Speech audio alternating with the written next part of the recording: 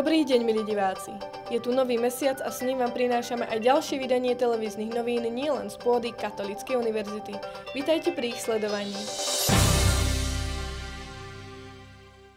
Dnes uvidíte. Profesor Tadeusz Zasempa sa stal čestným občanom mesta Ružomberok. Na Filozofickej fakulte si zmerali svoje sily študentské televízie.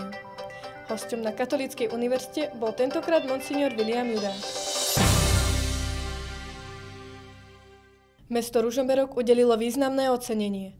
Status čestného občana prijal medzinárodne uznávaný kňaz a publicista Tadeusz Zasempa. Emeritný rektor Katolíckej univerzity profesor Tadeusz Zasempa prijal čestné občianstvo mesta Ružomberok. Návrh na ocenenie medzinárodne váženého kňaza a publicistu podali poslanci mestského zastupiteľstva. Ja nepracujem, ja slúžim. Ja slúžim Slovensku, Slovákom, Poľsku, Poliakom. Zasempa na Slovensku pôsobí 26 rokov. Udelenie čestného občianstva mu patrí za prínos v oblasti masmediálnej teórie, za spravovanie Katolíckej univerzity, vybudovanie univerzitnej knižnice a za rozvoj a šírenie dobrého mena mesta Ružomberok. Pamätný list a medailu čestného občianstva prebral Zasempa z rúk primátora a osobného priateľa Igora Čombora. No je to prekvapenie, to na prvom mieste. To je prameň mojej veľkej radosti. Ružomberok zostane v mojej pamäti. Svoju vďačnosť prišli vyjadriť aj profesorovi, bývalí študenti a zamestnanci univerzity. Pre televíziu Unika Magdalena Paluchová. Nielen ľudia v minulosti, ale aj my máme možnosť prežiť čas milosti a odpustenia počas Svätého roka, ktorý je aktuálny aj v súčasnosti. Presne o tom rozprával host na kávu monsignor William Judák. Nie každý rok má možnosť píšiť sa prívlastkom jubilejný. Podľa tradície židovského národa bol týmto sviatkom odpustenia pôvodne každý 50. rok a jeho príchod oznamovalo trúbenie na baraní roh. V rámci cyklu prednášok hosť na KU predstavil túto pre mnohých ľudí nie celkom známu tému nitriansky diecézny biskup monsignor William Judák. Prvý jubilejný rok vyhlásil pápež Bonifác VIII v roku 1300. Túto významnú etapu dejín poznamenal najmä koniec križiaceho ťaženia v Európe a vtedajší ľud potreboval načerpať vytúžený duchovný pokoj a odpustenie. Kronikári tých čias prišiel do chrámu svätého Petra a nalial na pápeža, aby mu udelil úplné odpustky. A on sa potom rozhodol vyhlásiť jubilejný rok, ktorý bol spojený s pokáním, návštevou rímskych bazilík. Človek si potrebuje uvedomiť hodnotu milosrdenstva. Počas trvania jubilejného alebo svätého roka, ako sa mu aj vraví, sa každému vrátil majetok, ktorý mu patril. Ľudia vracali získané veci pôvodnému vlastníkovi. Počas storočí pápeži menili periodicitu vyhlasovania svätého roka. To zmenili na 50, ďalší na 33, ako na pozemský život pána Ježiša a potom ďalší, aby to mala každá generácia k dispozícii na 25 rokov. Svätý rok je obdobím odpustenia, zmierenia a lásky pre každého jednotlivca aj v súčasnosti.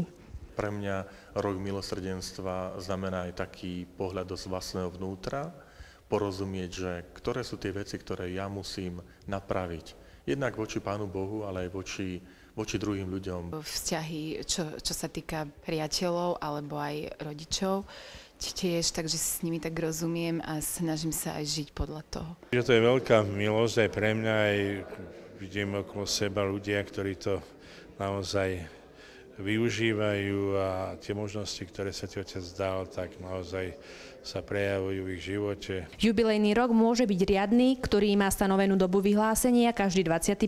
rok a mimoriadny, ktorý je oznámený pápežom. História si pamätá 25 riadnych svätých rokov a 81 mimoriadnych. S dnešnou tradíciou je otvorenie svätej brány na každej zo 4 rímskych pápežských bazilík. Aj zvykom je určitým spôsobom symbolom teda prechodu zo starého života k novému. Milosrdný ako otec. To je heslo aktuálneho mimoriadneho svätého roka milosrdenstva, ktorý vyhlásil pápež František. Začal sa 8. decembra a potrvá do 20. novembra 2016. Pre televíziu Unika Mária Gajdárová.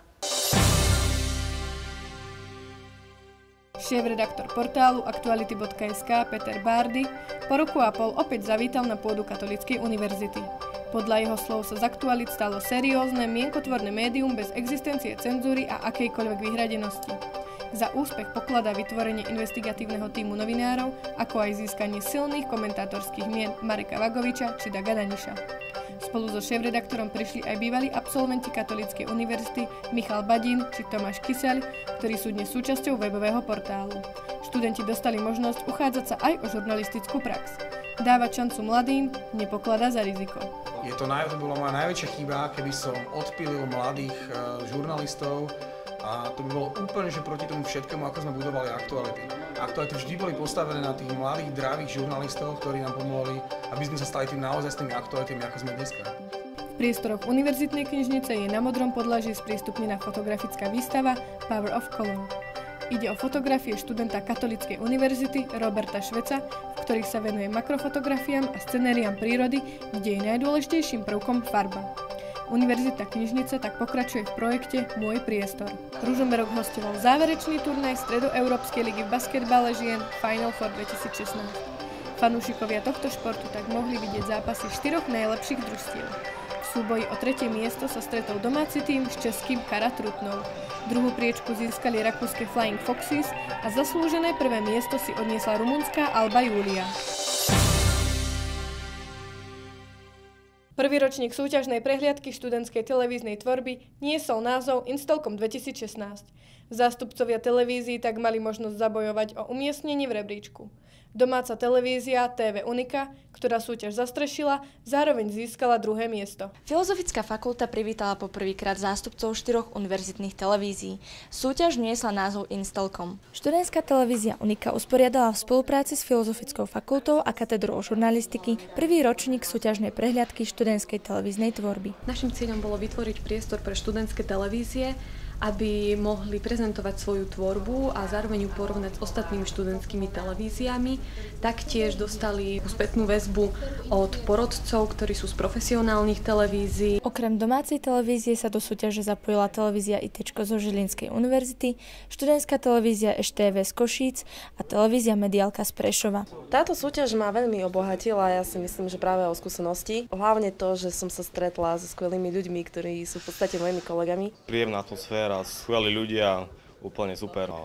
Teraz som sa dneska dosť veľa naučil, takže budem určite vo svojich videách inak teraz pracovať. Je tu vysoká konkurencia, asi sa neumiestnime najlepšie, ale to vôbec neprekáža. Odborná porota hodnotila príspevky rozdelené do 9 kategórií a okrem nich aj živé vysielanie či produkciu v teréne. Ja som veľmi prekvapená, ja si myslím, že na vysokej úrovni. Príspevky sa hodnotili veľmi dobre, niektoré ľahšie, niektoré ťažšie, ako sa to vezme. Niekde sme neurčili žiadne miesto, niekde iba jedno, ale celkovo si myslím, že študenti prekvapili. Sa to rozbehlo naozaj veľmi dobre a všetci, ktorí tu boli a ktorí budú odtiaľto odchádzať, musia odchádzať len s dobrým pocitom. Na záver členovia poroty vyhodnotili celkové poradie súťažiacich. Za víťaznou televíziou ITčko sa na 2. mieste umiestnila TV Unika a 3. priečku získala EŠTV. Pre TV Unika Michaela Barcíková. Študenti žurnalistiky sa snažia napredovať aj vo svete technológií.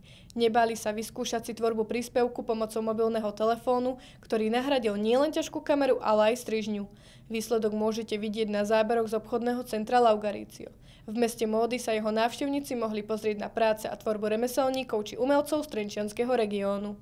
Tvorivé dielničky pre deti sa stávajú už akosi súčasťou nákupných centier. Okrem nakupovania rodičia so svojimi deťmi môžu kreatívne stráviť čas a zistiť, aký talent sa v nich ukrýva. Výstava Tvorivý svet v obchodnom centre Laugarício prezentuje práce remeselníkov a umelcov z Trenčína a okolia. Popri výstave prebiehali aj rôzne workshopy, kde mohli dať návštevníci priestor svojej predstavivosti a vytvoriť si veľkonočnú dekoráciu. Návštevníci môžu vyskúšať rôzne techniky. Mali sme už točenie na hrnčiarskom kruhu, deti si mohli vyrobiť korbáče, zdobili sme medovničky rôznymi technikami a nás ešte čakajú ozdoby so slami sme ešte robili. Deti spolu so svojimi rodičmi či starými rodičmi ukázali svoje schopnosti a zručnosti pri tvorení rozmanitých ozdôb. Z dobre vykonanej práce neskrývali pocit nadšenia. Si vytvorila kvetinku, perník a ešte vytvorím tamto veľké vajíčko. Veľkonočný venček. A čo s tým potom spravíš? Dáme to doma na dvere. Je to veľmi zaujímavé a teda aj pre deti poučné, že sa niečo naučia, sami si môžu vytvoriť, takže je to ozaj veľmi dobre, som spokojná. Deťom pri tvorení dekorácií celý čas pomáhali šikovné animátorky z kultúrneho centra Aktivity. Jedna z nich nám prezradila, čo najviac baví nielen tých najmenších. Najviac asi ich teraz baví vystrihovanie z týchto workshopov, tak sa snažíme do každej aktivity nejak to zakomponovať. No a inak, že nám tu chodia deti od 2 rokov až 10, aj staršie niekedy, keď ich to baví. Jemnú motoriku a kreatívne myslenie je potrebné rozvíjať už od útleho detstva. Organizátori podobných akcií, ako sú tvorivé dielne pre deti, sa takýmto zaujímavým spôsobom snažia povzbudiť predovšetkým rodičov, aby prejavili väčší záujem o svoje deti a nenechali ich vystavené len hraniu sa vo virtuálnom svete. Z obchodného centra Laugarício pre televíziu Unika Janka Kojšová. Dnešnú dávku reportáži sme už vyčerpali. Veríme, že pri ďalších sa uvidíme opäť o mesiac. Dovidenia.